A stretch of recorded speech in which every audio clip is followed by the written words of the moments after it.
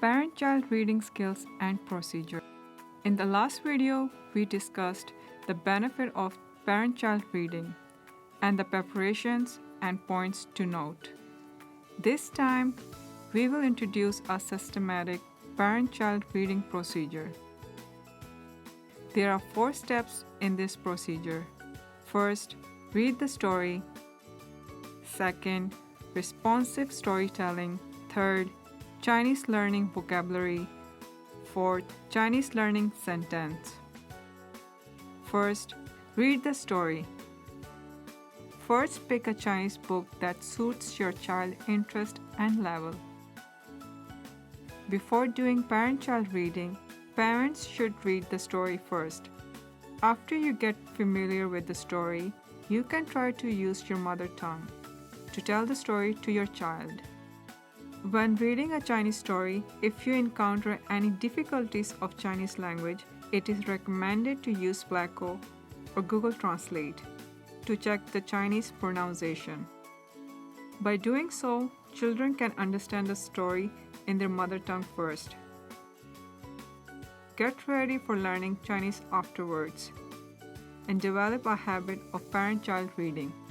Second, responsive storytelling. When doing parent-child reading, it is recommended to use the 6 W's to help children understand the story. The 6 W's are who, when, where, what, why, and how. For example, in a story about birthday, you can ask children the following 6 W's questions. Who came to Johnny's birthday party? When is Johnny's birthday? Where did Johnny hold his birthday party? What happened in the birthday party? Why was Johnny happy? How do you celebrate your birthday? It is recommended to ask questions or share thoughts related to children's life experience and culture habits to help them build on prior knowledge. You can also guide children to think about the similarity and difference among cultures and appreciate their own culture. For example, in our culture, how do we celebrate birthday? Do you like this kind of celebration? Third, Chinese learning vocabulary. When you finish reading, you can pick some simple Chinese words from the story and review the story with your child. It is recommended to pick verbs like sing, dance, sleep, etc. or nouns such as mother, flower, bus, etc. Fourth, Chinese learning sentence.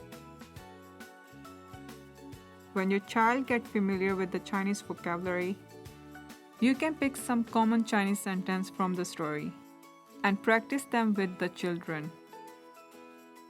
It is recommended to choose some questions or simple sentences first. You can take every chance to help your child practice Chinese and apply the Chinese knowledge they have learned in daily life. You can ask your child some questions.